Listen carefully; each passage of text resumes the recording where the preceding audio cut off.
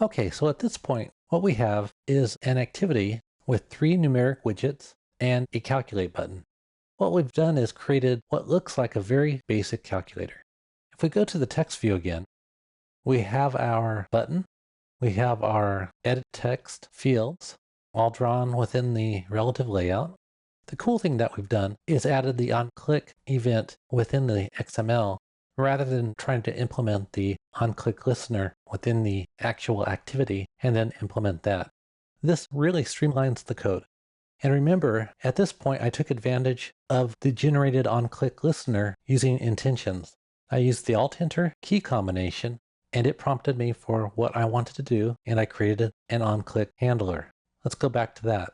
So it created the prototype of my handler, which we call calculate sum, and I've gone ahead and filled it with functionality. Let's first go back to the top of this file. I've added three declarations of the edit text fields to represent each one on the layout, and I've also added a button reference. In the onCreate, I find the ID and assign it to those references. Now all I have to do is worry about my handler.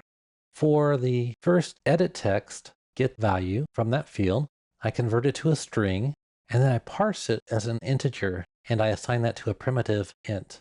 I do the same thing with the second integer. Then finally, I do the simple arithmetic here, adding those two fields, and I assign it to an integer object. I then, in the result text here, set the text back to the result after converting it to a string. So let's go ahead and run this. Debug. There we are.